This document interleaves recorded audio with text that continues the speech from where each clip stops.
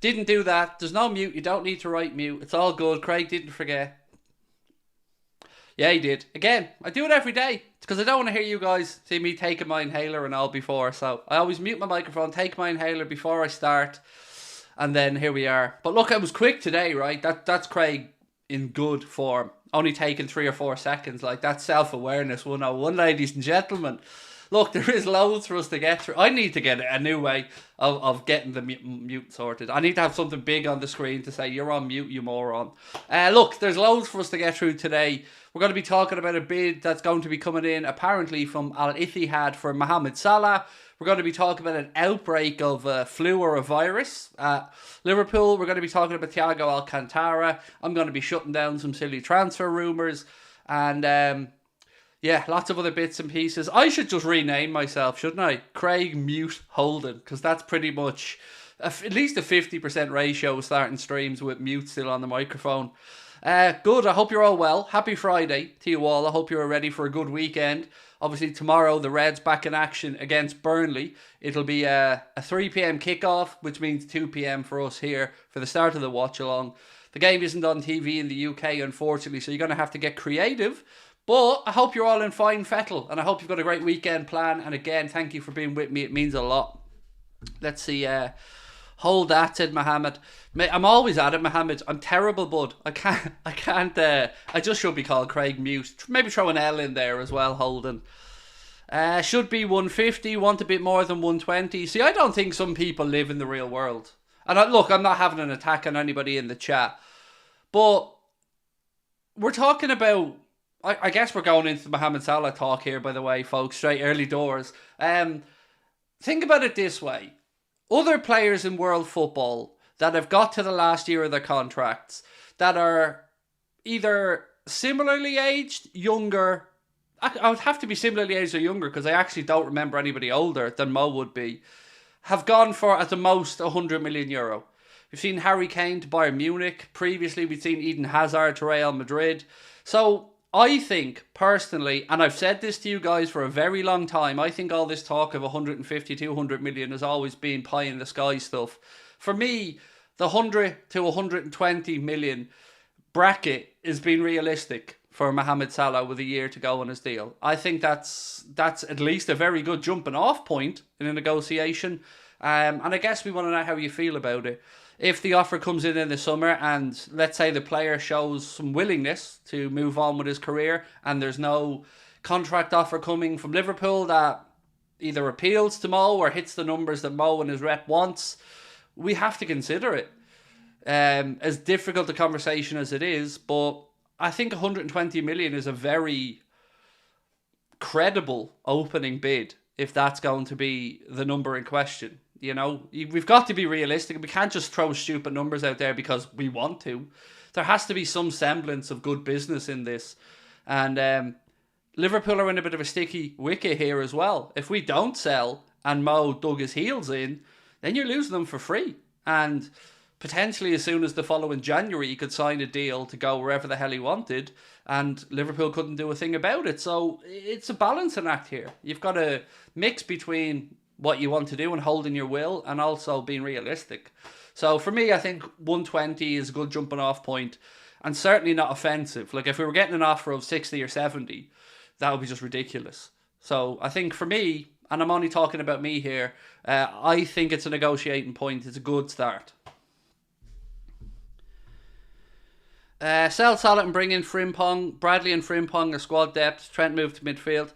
See, I don't even want to think about who might come in next until the manager's appointed and we've a sporting director and all that stuff. So, and I don't know what Mohamed Salah's personal preferences and all of this either. You know, I don't know if he would be like there could be a world where Mohamed Salah hears Xabi Alonso's coming in and feels rejuvenated by the idea of maybe a new manager to work with. Or there's the obvious other side of it where he could think, well, Jurgen's the man who helped me become the player I am and brought me to Liverpool, and maybe he feels that's a natural endpoint as well. It's going to be an interesting and probably a fairly topsy-turvy next 6 months or so at Liverpool Football Club with lots of ups and downs. If we get Alonso, he'll want at least 5 or 6 new players. No, he won't. I don't think he will. Well, I can't say he won't because I don't know him, but I can't see how. Like, look at the group we have. If you tied down Verge and Trent to new deals, I don't see where you need 5 or 6 new players in that squad. I truly don't. I think if you want Alonso to come in and play with wing backs, then he's got to in Andy Robertson and Connor Bradley. I mean, I don't know how you guys would feel about this, but one name I would be interested in seeing him bringing from Bayer Leverkusen might be Grimaldo. I've enjoyed watching Grimaldo when I've watched them play for Leverkusen.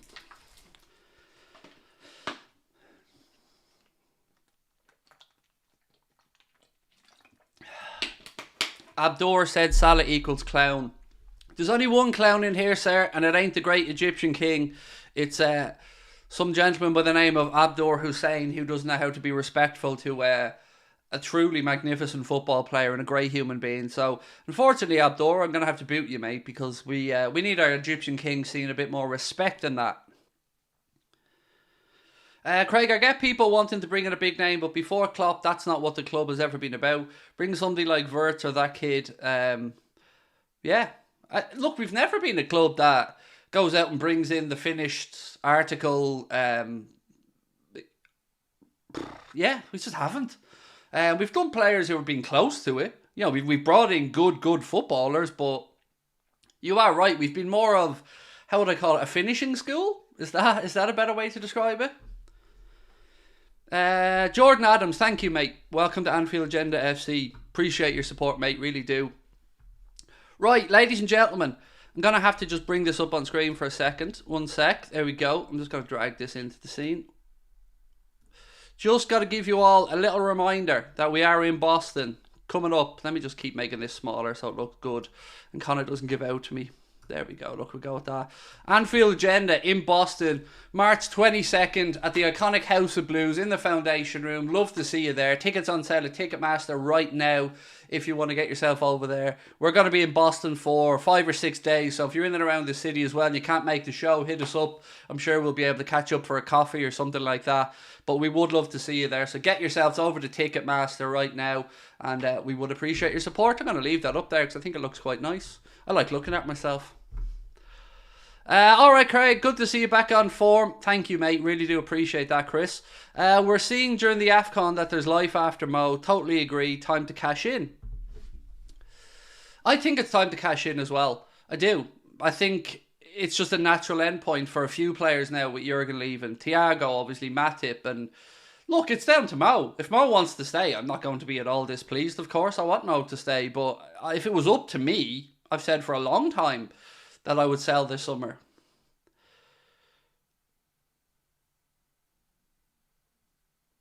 Important chats. Where does Craig read Salah equals clown? From the man that read Salah equals clown. That's where I read it. I'm not going to get into arguments today. I did too many of them yesterday, but I named the person who said it.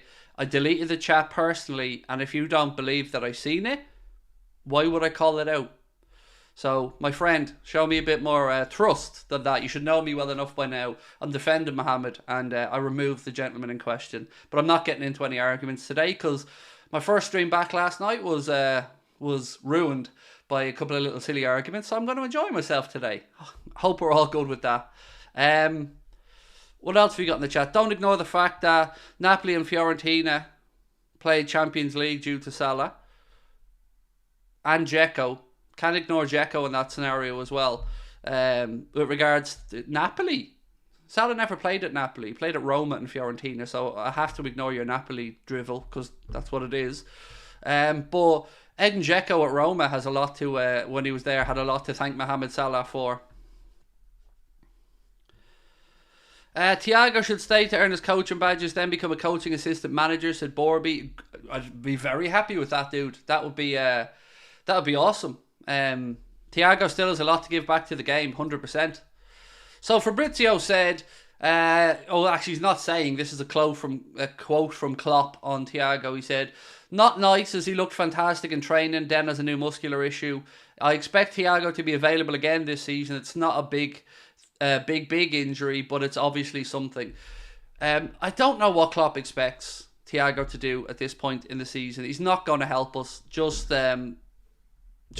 concentrate on the lads that are there and ready to play, because we've no time for sentimentality now. 4 trophies to play for, and we're getting to the business end of the season. We need to be focused.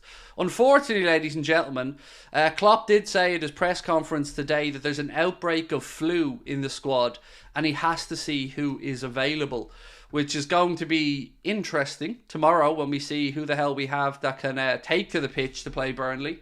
There's definitely some very serious flus or bugs or viruses doing the rounds. Like, I can't, you know yourself, you can't speak to anybody now without somebody in the family or whatever being down with this bug that's doing the rounds. So no surprise it's spreading into the world of football as well. Craig, would you be okay with Gerrard as assistant manager? Oh God, yes. As an assistant manager, absolutely. Imagine the presence on that sideline if it was Xabi Alonso and Steven Gerrard. Oh, the machismo, charisma, and yes, that would be absolutely fine, mate. What do you think Darwin's valuation is now? Oh, God. Good question. Never really given that much thought. I'd say he's probably valued at what we bought him for, in all honesty. I'd say you'd still get the 80 to 100 million euro. But it's a moot point because I don't want us to be selling him. I want him to stay where he is.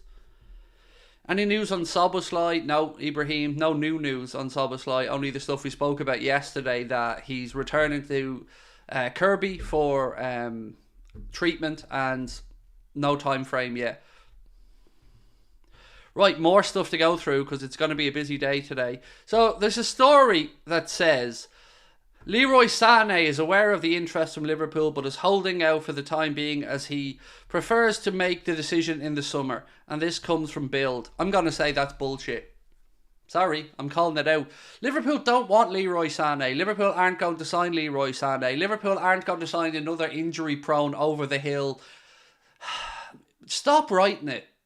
And Liverpool fans, stop spreading it.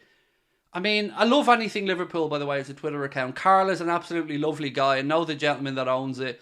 He's sound. A1, Carl. No issues with Carl. But we as Liverpool fans needs to stop spreading this crap. Because, look, I know you're going to say to me, hang on, Mbappe, Bellingham, fair enough, but that's been a dreamer, you know? This is just nonsense. Liverpool are not going to sign Leroy Sané. Liverpool do not want to sign Leroy Sané, and nobody that watches Liverpool wants to see Leroy Sané getting injured at Liverpool. No thank you, pass, move on. There's better younger players out there who will want a lot less money and who perhaps won't cause fights in the dressing room. So you can take Leroy Sané and you can shtick Leroy Sané. Thank you very much, Build. And there you go. I'm back, by the way. I'm back. The edge is back. I don't care anymore. I'm saying it as it is. No more pussyfooting around. What else have we got? Liverpool don't have 450 million to spend unless we put the club into debt. So why would we do that? I don't know what that's about, my man. I presume, Pranav, you're referring to somebody's comment above. But God Almighty, we don't have 450 million to spend. You're spot on that. Right, on Mohamed Salah, the breaking news from ESPN, as I said, was AL-ITTIHAD set to bid 120 million euro for Mohamed Salah, who's in the last year of the contract at the club. So you know where this is going. You know me well enough now. Poll time. Let's get a poll up. Would you take the 120 million for Mohamed Salah? Let me just write this.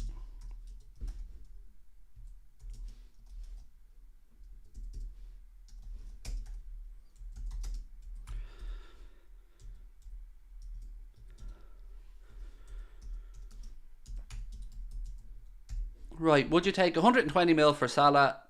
Yes or no? Vote away. We'll leave it up till the end of the stream and we'll see what you guys think at the end of the stream. But we'll leave it up there for now and you guys can have your say. ESPN is as reliable as Joe Biden getting off a stage. They're not the only ones that have reported it, by the way. Let me just put that out there. It's been going around for a few days now.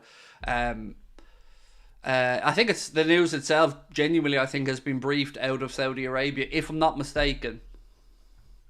He's worth more than that. He's not worth more than that. some Liverpool fans, and I don't believe I'm saying this, but some of you are deluded.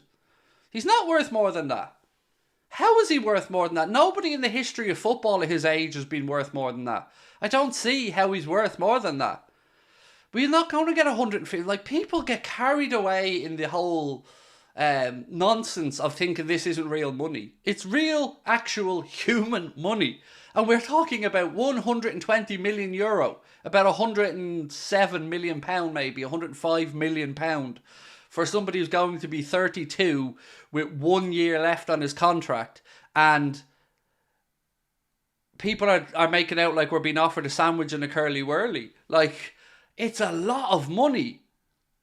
We need to be realistic. Like, we're not in a FIFA video here, lads. This is real money for a player that has 1 year to go and could just stick two fingers up and go, in January I'm leaving for nothing, and you can get nothing.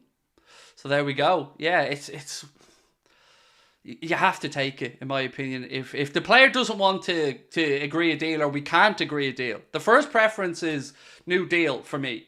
But I don't see any sign that new deal's been negotiated, or any input that it's been negotiated. Craig, I love you so much, but he's worth more than that for the Saudis, the biggest Arab player to pay for an Arab country. Look, I definitely appreciate that aspect of this, 100%. But I don't know much about Arabian people, but I know this much. They're not fools. They're not idiots. They're very clever, astute people. They're going to know the value to the Arab world. But they're also going to know the value of him in market football. And they're also going to know that nobody else is going to pay what they're willing to pay. So, yes, I understand that aspect, and you're spot on. It will be a massive deal, massive news, absolutely. But people aren't stupid. You know, they're canny business people, and they're going to know that nobody else in world football is going to be paying what they're going to pay for him, and that they're already probably paying a premium. So I don't see it as being simple as just, well, oh, he's so big in that part of the world, they're going to just throw unlimited amounts of money at it. They know, if they so wish, they can get him on a pre-contract in January for free and bring him in a year later. So I think there has to be a balance between expectation and maybe what somebody's willing to pay. So maybe we find somewhere about €130, but I don't think it's going to go much higher than that. If they want him, they need to pay up. Do they? And what if Mohamed Salah says, I'm not going to sign a new deal, I'm not going anywhere, and I'll sign a pre-contract agreement the following January to play for AL-ITTIHAD for free in the summer, and Liverpool get nothing? Then what happens? Then we're looking like absolute idiots. It's not, life's not that straightforward, folks. We don't hold all the cards here. I've warned about this for 2 years now, and everybody just laughed at me. Every week that goes by, Mohamed Salah and his hand gets stronger and Liverpool's gets weaker. Every day that gets closer to the last year of his contract, the odds stack up in his favour and against Liverpool, because we have no leverage. In any negotiation, you need leverage. We don't have much leverage when his contract is running down. So there needs to be a balance struck. It's a frozen curly whirly. I've never had a frozen curly whirly. I'd imagine they're nice though. Yeah, I'd imagine a frozen curly whirly would be lovely. I'm going to give that a try. Thank you, Mr. Buffest. Pranav, how are we, dude? Why would Mo want to go to Saudi? He still has a couple of years left in him. I'd offer him a new contract. If he says no, then sell him. Mate, you're preaching to the choir. I'm the same. But I don't see any indications. See, the problem I have, Pranav, right? And this is just my perspective on it. I'm all for giving Mo a new deal. But I would not give him 1 penny of a pay rise. Not a cent. Because football seems to be this only weird industry where people keep getting better deals, despite the fact that they're falling off. And Mohamed Salah is going to be 32. And with all due respect and the greatest intentions in the world, his best days are behind him. Now, I said his best days. I didn't say he won't have good days. I didn't say he's not a very good player still. But he's definitely going to be on the decline, like anybody at that stage of their footballing career. So we've got to try and strike a balance. And I would give him a new deal in a heartbeat on the same money, but I absolutely would not be giving him a pay increase because I don't find that he deserves a pay increase. That's my opinion on it. I think FSG are waiting to appoint a manager before offering new contracts to VVD, Salah and Trent. Marco, I don't know this for a fact, mate.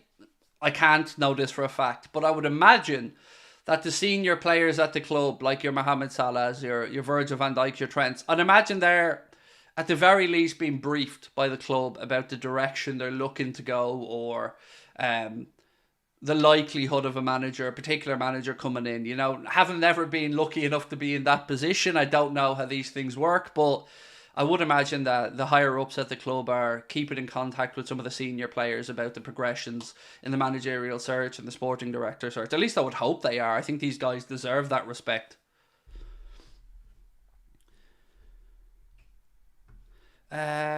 You do not leverage LFC have a player who is contracted till June 2025. Mo has never been anything but loyal to Liverpool, but he may say, okay, I agree to be sold, but to a European club. What's this you do not leverage? Do you mean you do not have leverage or whatever? I don't know what you mean, mate. I mean, I'm going to just keep repeating this because I don't know how else to say it, and I don't mean to be an asshole about it, but every negotiation's about leverage. Every single one. I've been in enough negotiations around this channel, businesses, brands at this point to know that, and I'm in the halfpenny place compared to the negotiations these boys will be doing, but if you don't go into that negotiation with leverage or value to be had, you're going with your tail between your legs. So for us, where every week that goes by, our leverage is decreasing. And it's all very well and good saying he's under contract to 2025, but he's really only under contract until January 2025, at which case he can decide his future by signing a pre-contract to go outside of England and doesn't even have to inform Liverpool of it. So, you know, the brinksmanship has to be balanced. You can't go balls out in this scenario. If he had 2 years to go, like he did last year, absolutely. The ball's in our court and you can kiss our ass if you don't agree with it. But not now. You know, it gets 18 months and start counting backwards, it does start to become a lot more tricky. Would I take Florian Wirtz at the club? Yes, I would, 100%. I'd even offer Fabio Carvalho as a sort of make weight to Leverkusen if I was Alonso, let's say, and I wanted to bring in Florian Wirtz. Yeah, I wouldn't mind throwing in a little make weight there of Fabio Carvalho to them to see if that could tempt them into perhaps loosening a little bit and maybe selling Florian Wirtz.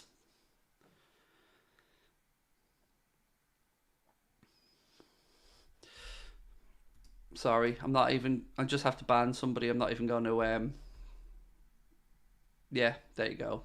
Not even putting up with some people stealing. And it wasn't even about me, by the way, the comment on banning. It was about Mohamed Salah. It's just so silly. Right, what is this one? So Jurgen Klopp has been speaking about blue cards, and I think this is going to be put to bed very quickly, thankfully, because like I suspected, like you good people suspected, this blue cards nonsense has been laughed at by journalists, managers, fans, footballers. It's just fanciful nonsense. But there are very few managers who sum things up as perfectly as our manager Jurgen Klopp, and this is what he had to say on blue cards and on IFAB, the football lawmakers. Jurgen said this: I'd keep things as simple as possible. It doesn't sound like a fantastic idea at the moment. This is the part I love. But I can't remember the last fantastic idea these guys at IFAB had, and I'm 56. Ooh-wee! That's why we love Jurgen. That's why we love our manager. Can't remember the last good idea these lads at IFAB had, and I'm 56. I absolutely love that, Jurgen. Shots fired indeed, sir. And I fully agree with him. But it did make me think. Has there been any? Because, you know, we all say these things in the heat of the moment or whatever, but it made me think, has there been any? And there has. There has. Goal line technology. That has to be given credit. Whoever, you know, IFAB would have brought that in, they got to get credit for that, because goal line technology has been absolutely amazing. So we'll give you that one. That one was good. And whoever invented the spray, fair play as well. There are two things I think that have come in over the last 10 or 15 years that have been top notch, that I think everybody thinks work in football. Spray, goal line technology. Other than that, most of it's been nonsense. Pass-back rule, when did that come in? I want to say that came in mid to late 80s, but I could be wrong. Because I remember my early time watching football, the pass-back rule wasn't brought in yet, and teams were passing back to the keeper, picking it up about. So I want to say that was mid-80s maybe, but I could be wrong on that.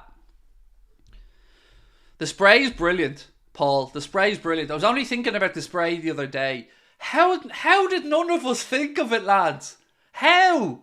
It's genius. How, like, that's one of those things I think I'll kick myself for the rest of my life I didn't think of. It's so simple, but it's brilliant. The spray has been great. Yeah, the spray's been great. The pass-back rule as well, as pointed out there by our friend, that was a genius idea to get rid of, because that was... imagine that. Imagine now you could pass the ball back to the keeper and pick it up. Imagine how robotic City would be now when they can keep possession but going back to the keeper as well. God almighty. It was 1992, was it? There you go. So Premier League time. So the pass-back rule getting kicked out started with the Premier League as well back in 92. That's class. Nice one. Thank you for that update, ladies and gents. Appreciate it. I knew I was old enough to remember when the back pass was still allowed, but yeah, there you go. What's this one? Hang on, let me just check. I'm getting sent news all the time, so bear with me. Cool, so we're almost going to be full for the Burnley game, by the way. I think there's 2 or 3 rows of seats still to be installed at the back of the new Annie Road end stand. But other than, maybe there's a few than 2 or 3. There's a couple of rows anyway, I think, that still need to go in. But we are going to be close to capacity. We're going to be over the 60,000 mark for the game against Burnley on tomorrow, actually, not Saturday, tomorrow. End of the season, Alonso announced, surely.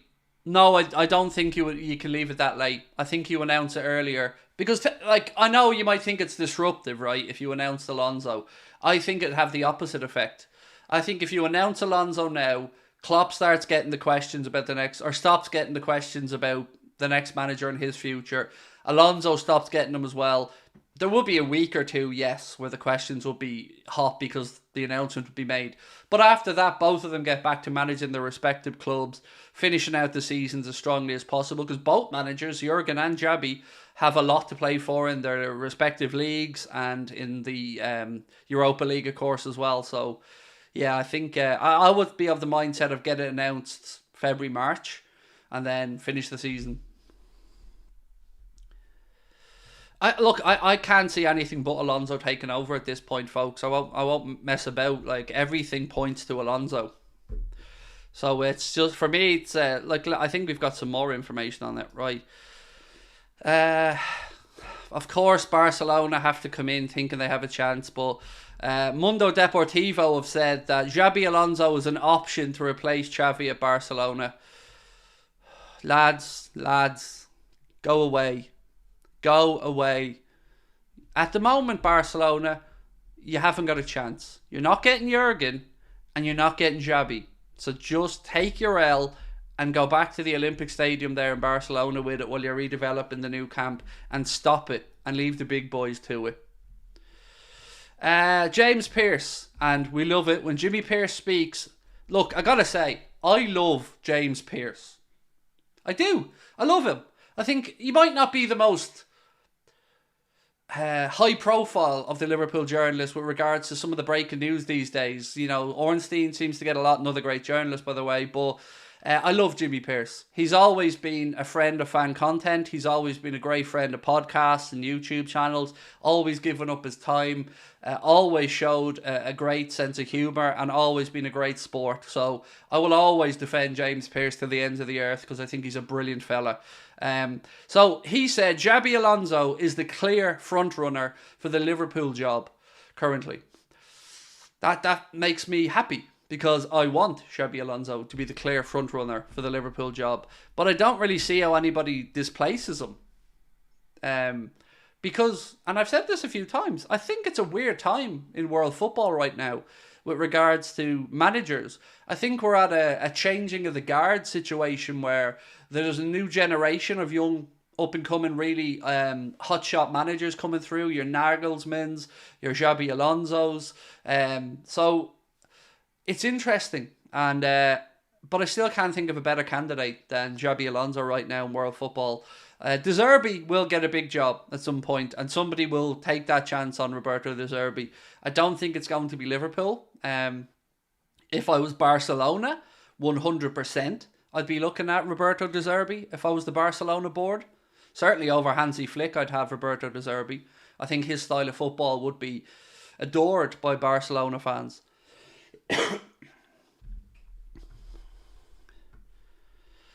Bad news, Pierce. Yeah, I get that. He does, unfortunately, has broken a lot of stories that haven't been fun for us over the years, but that's his job. He's a great journalist and a very nice fella. Ten Hag to replace Klopp and Onana to replace Ali. Yeah, that'll work, Daniel. That'll get us back to the top. Can Barca even afford Alonso? I don't know, bud. I don't know, Morganski. I don't know. It's hard to know. I'm sure if they, dig a little bit deeper or, remove a bit of wallpaper on the wall, there'll be a lever somewhere. They're very good at finding those levers. So far, let's have a look at the poll, shall we? That we put up. We said, would you take 120 million for Salah? So far, 78% of our audience are saying yes, they would take that 120 mil. And the other remaining 22% are saying that they would not. We'll leave that up for another 25 minutes while we're streaming. Flick is better than De Zerbi by a mile. Is he? I don't think he is. I think Hansi Flick did a great job at Bayern Munich. I think Hansi Flick absolutely shit the bed with the German national team. So I don't see where his credentials make him a far better manager than Roberto De Zerbi. I don't see it, mate, honestly. I think he's certainly worth consideration for any club. But Roberto De Zerbi, I think, is disrespected as well by a lot of people who simply just don't know the journey he's been on to get to where he is. The time he spent with the likes of Arrigo Sacchi and Bielsa, I think, as well, if I'm not mistaken. I think he spent time with Pep maybe at one point as well. He's a really, really innovative, articulate, intelligent manager with bold styles of football and patterns of play that are risky, but if they come off, his style of football is one of the best at playing around a press and beating a press and taking advantage of space that you'll see. I do rate De Zerbi incredibly highly. I just don't think he has the gravitas to be Liverpool manager. And I don't know if he would have the appeal to bring in some players that... Well, maybe he would have the appeal. I don't know. Maybe I'm underrating him in that regard. But coach-wise, I think he ticks the boxes. But I don't know about the package, the aura around him. Flick has won more trophies. Oh, Jesus Christ. I'd win trophies with Bayern Munich. You'd win trophies with Bayern Munich. We're not children, mate. This isn't the playground. We don't go, how many marbles have you got and how many marbles have you got? Like, that's not how you manage or measure greatness. It's part of a conversation. But that's like saying a player, let's say, like Matt Letizia, when he was at Southampton, was crap because he didn't win at him. Or Harry Kane is terrible because he didn't win at him. It's just nonsense. It doesn't make any sense. And it has no bearing of how good a coach somebody is. It's just a bearing of how good a collection of players they have at that moment, as well as their coaching ability, of course. It plays a part of it. What do you think will happen next summer if Alonso's the manager? I am so excited about Alonso coming in. It is, I think, a very sensible and a very emotionally well-connected bridge to get us from God, which is what Jurgen Klopp is to me, to you, I'm sure, and many other... when I say God, no disrespect to anybody who's religious. What I mean is, he's the guy, he's the man, he's the daddy, he's the boss. So we all love Jurgen, and whoever comes in after him was always going to be like, inferior. That's probably the only word I can think of. But Alonso is, in my opinion, just a great bridge for the next incarnation of Liverpool. Would I take Somerville from Leeds? No, I wouldn't. But There's something about the kid. I can see why you asked it. You know, he has a lot of really good attributes, and he has the fire in his belly, as I like to say about Pedro Neto as well. But I don't know. I don't know if I'd have enough answers to go yes, so I'd err on the side of caution to say no. God is Robbie Fowler. Oh, I know, Malcolm. You don't need to tell me. Fowler's my favourite player, mate, that ever wore a Liverpool shirt. I'm very aware. So we'll call Klopp the, what? If Fowler's God, what's Klopp then? The Messiah? I don't know. What can we... The normal one. There we go. We'll just stick with the normal one. Right, so, a little bit of news for you. There is a rule that's about to be brought in called the APT, Associated Party Transaction Rule, and the intended impact of this is to ensure a level playing field among English football's elite teams by preventing clubs from signing commercial deals at inflated prices, thereby enabling them to spend even greater sums of money. Somebody has threatened a lawsuit here. And this piece says there was speculation on Friday that Manchester City, which currently has 115 charges of breaching financial fair play rules, was the club which had objected to the reforms. Interesting. So, somebody wants to put in a lawsuit to stop favourable sponsorship deals that are inflated and not at market value. Shucks. I'm wonder why that is, everybody. Wonder why. Nothing to see though, remember. Nothing to see. We want it dealt with quickly. But yeah, here's another roadblock. Here's another roadblock. Here's another roadblock. Here's another roadblock. Just ban them. Just get it over with and get rid of them. We're all sick of them. They're an absolute pest. They're a nonsense. They're an oil-rich Wigan. They're a joke of a football club. Let's just hurry up and get these absolute spoofers out of here so the rest of us can get back to enjoying football with clubs who are actually trying to do things legitimately and win games of football. I'm sick of them. They're done. Time to just get these charges dealt with, relegate the fuckers down to the National League North, and then we can all start enjoying football again. Safe in the knowledge that the Premier League is a respectable place where football clubs are held to account and everybody has to play by the rules or you face the consequences. If English football really wants that it's going to be a place that remains the greatest league in the world and not turn into a farmers league, then we've got to make sure that every single one of these 115 charges that Manchester City, absolutely nothing to see here, 115 charges, creative accountancy or us, get what they have coming to them, because I am sick to death of everything about them. Their fucking world tour of trophies. I'm not joking, by the way. I'm sure you've seen it. They were in Buenos Aires yesterday with the trophies. Why are you bringing them to Buenos Aires? Nobody cares, mate. Nobody cares. Everybody knows that every one of those trophies is tainted. You can bring them to fucking Elon Musk up on Mars and he's still going to jump in his little aerial Tesla and zoom off around the world to get away from you. Because nobody cares. Do you know what you didn't see with the trophies in Buenos Aires? A fan. Why is that? Because nobody cares. That's why. Oh, just get rid of them. I'm done with it, like. Dragging on, destroying the league, destroying the sport. We all have to sit there, listen to Sky Sports fucking circle jerk each other off about Manchester City and how great they are without mentioning goddamn once that they have been basically sticking two fingers up to the rest of Europe. No, sorry. What have we got? If you could have any two players at Liverpool, would it be Florian Wirtz and Alejandro Grimaldo? I said earlier on, mate, I'm a big fan of Grimaldo. I like Grimaldo. I think he's got a great free kick on him, by the way, Grimaldo. Imagine having Grimaldo for the free kicks on the right hand side of the box with the left foot, and then having Trent or Szoboszlai for the free kicks on the other side, and then you have McAllister as well. So yeah, I do like Grimaldo. I think he's a very good player. Would you be surprised if Alonso would be a far better coach than Klopp? He's a tactical genius.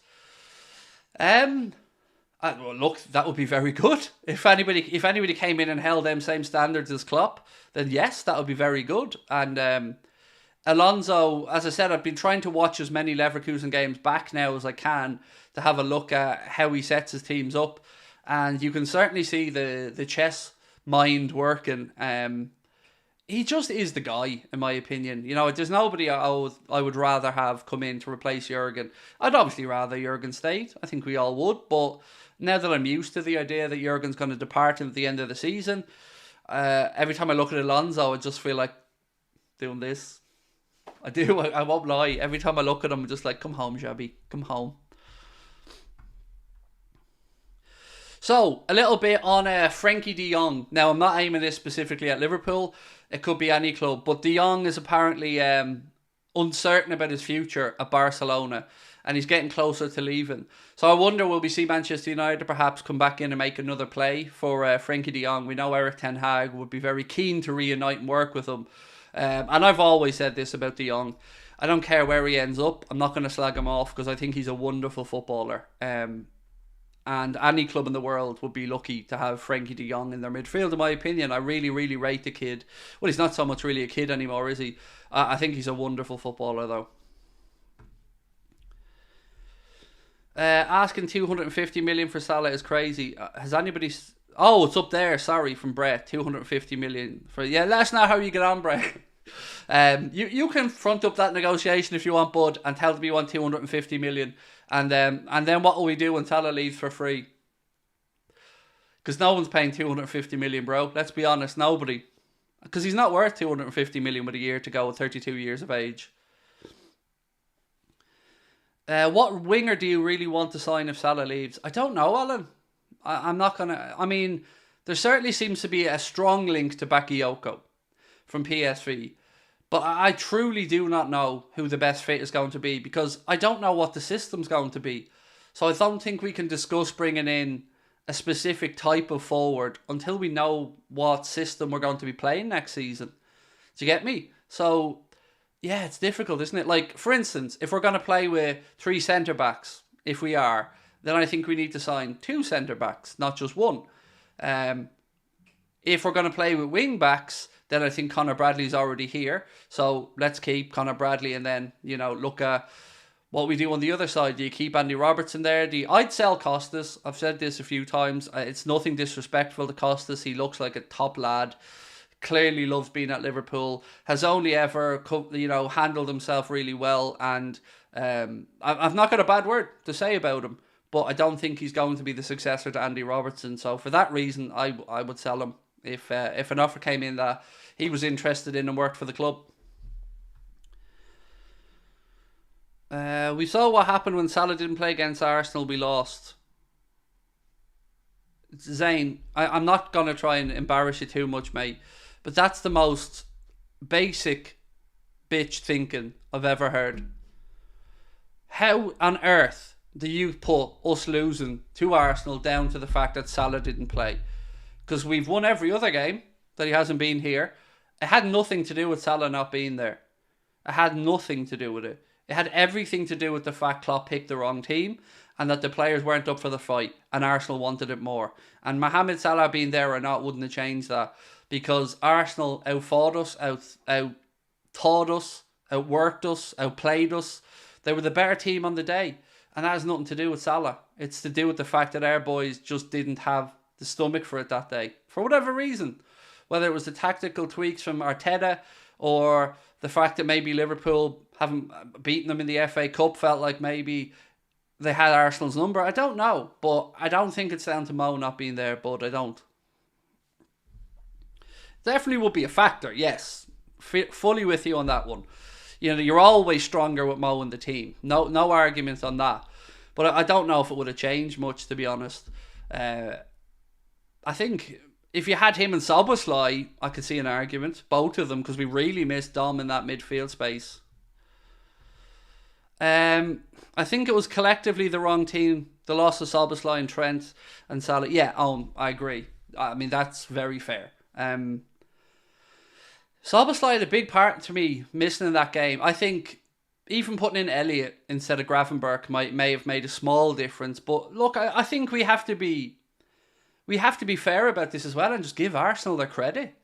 You know, there's nothing else to say. Like, we have to just take it on the chin and give Arsenal their credit. They beat us fair and square, and we got to take that. It sucks losing. Nobody likes doing it, but part of sport is being able to take a loss, learn from it, inspire yourself with it. Look, I'll give you an example.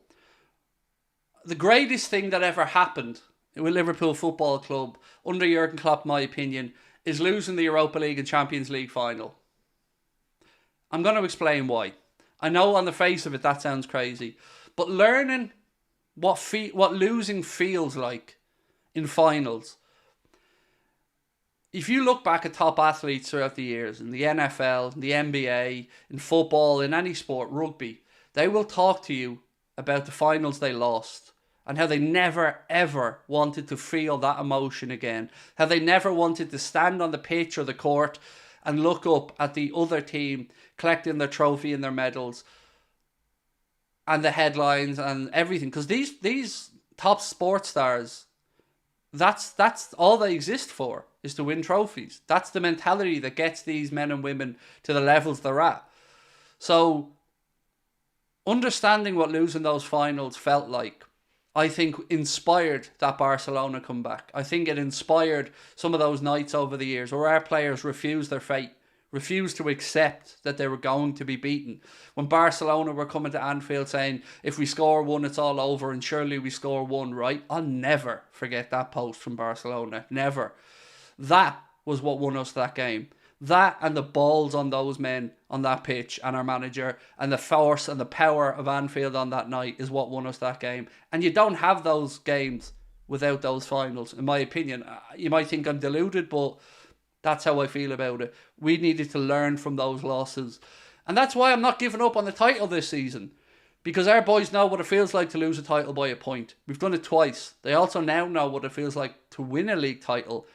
And I'm sure they want a little bit more of that as well, because I would imagine, never had the chance to do it, but I would imagine being on a bus paraded through the centre of Liverpool with trophies and the world adoring you is a pretty nice feeling. I'm sure they wouldn't mind seeing it again. So, yeah, I think we've got a great group and we can't give up this season. We've got to keep going.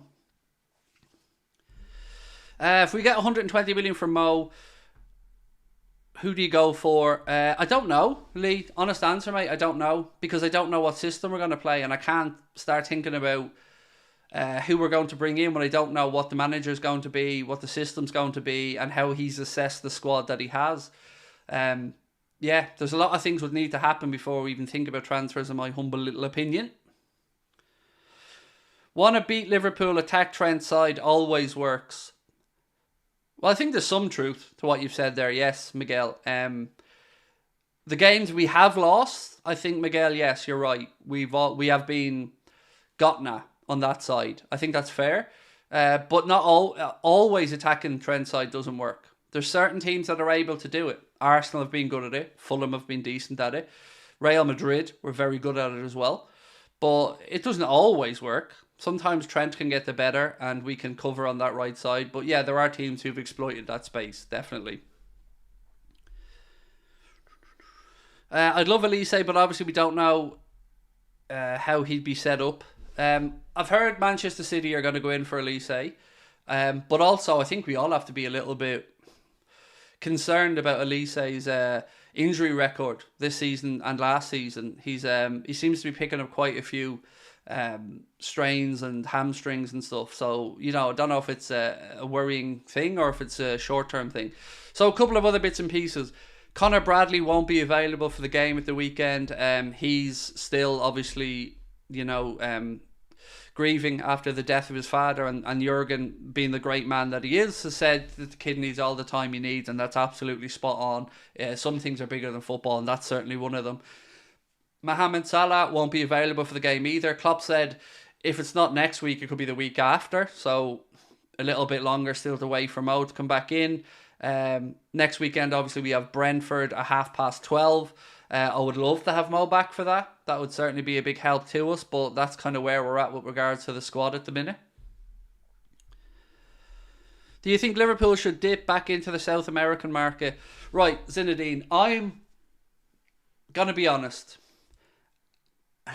This is pathetic on me, but I don't know if it's just me, but I get extra excited when there's a South American player.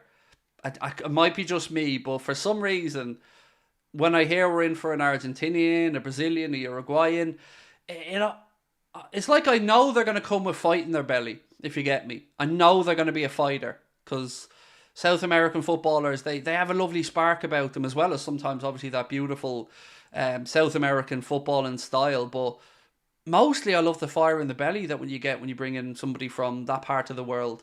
It excites me. So yes, I'd love to see more links to Argentinian, Brazilian, Uruguayan type footballers, 100%. What do you think Mo wants to do? God, I think, if I'm guessing, and I am, I think Mo would be open to staying. I would expect he would want a pay increase to continue to acknowledge his status in world football. I just don't think he's worth a raise. I don't. I don't think anybody at that point in their career should keep getting more money when clearly their peak is behind them. I'd keep him on the same money if he was willing to, absolutely. But I have no idea what he wants to do. Truly haven't got a clue. And I don't want to try and second guess what he wants to do, because I don't know him. So we'll wait and see. Let's see if Rami Abbasisa maybe starts dropping some hints on social media. I don't know. And yeah, I'm just trying to be honest now. There's a few people I don't like disrespecting where possible, and Mo is one of them. You know, I'll critique a performance. I'll talk about how bad he was in a game or how good he was in a game, but I'm not going to start knocking him as a man because I don't know him. I'm personally confused. I can't see Mo being weak-minded enough to go to Saudi, especially with us having Champions League next year. I hope that's the case. I mean, I've not seen anything to talk about PSG maybe trying to get Mo, but we do know that, you know, Mo is friends with the PSG president. By the way, on PSG, did you see that it looks like they're going to leave the Parc des Princes because the city of Paris won't sell the stadium to them? So it looks like PSG could be looking to build or buy a new home for the club, because I think they want, if my memory's right, I think they wanted to buy the Parc des Princes and then do it up, make it bigger. And the city of Paris apparently is unwilling to sell the stadium, so they're going to move out of it by the looks of it. Would be fun to see what Xabi does with Trent and Bradder's dilemma. Yeah, it would. Good headaches though, right? Good headaches of what he'd have to do. I have no idea what that says, Gonzalo, my friend. Sorry, bud. I've got no idea what that means. Do you think he's worth it? I don't. Which Mohamed? Do I think who's worth what, bud? I'm sorry, I'm maybe missing the first part of your question from somewhere else or something. Xabi has a different player setup. Oh, I know. He sets his team up differently. I won't lie. I'm not going to be sad to see the back of 4-3-3. I've long wanted to see Liverpool play with three at the back. But Klopp's never really been a fan of it. Humza said, "Hi Craig, how are you feeling? Hope you're feeling better. Haven't seen you in ages." Oh, thank you, mate. You're very kind. I'm good. I'm alright, bud. Yeah, this is probably me at 95% back to myself, thank you. Yeah, yesterday was great to get back and do stuff, and today it's just great to get back into a normal swing of things. But thank you for asking, I appreciate it. Would the sin bin cause more muscle injuries because the player's body will cool down? Yeah, look, I would imagine, Salem, if it was brought in, the sin bin, you'd have to have exercise bikes or something, spin bikes on the sideline to keep the players warmed up while they're in the sin bin. Because like you've said, it would be farcical to expect a professional athlete to go, having been up at full speed at, you know, the speed of a Premier League game, to then go sitting on a bench and getting back on the pitch with no warm-up. Be crazy. But outside of that, it'll just be manipulated. I've said this yesterday. If I'm a coach, the first thing I'm doing is telling everybody, every time you get challenged, go to ground, kill the clock, take all the time you want over goal kicks, throw-ins, and then when the ref adds it on at the end of the match, we're back up to 11 players at that point, and I don't care about how long is left. So it'll just... Look, I've been really pleasantly surprised to see all the journalists, basically, all the football fans, coaches, nobody wants it. For me to sit here and say I agree with Paul Merson, it's not going to happen very often, but I do. Paul Merson made good points on it. It's stupid. It's just not football. Will there be a stream tonight? Yes, 8:30, my friend. 8:30. We will be back on tonight, definitely.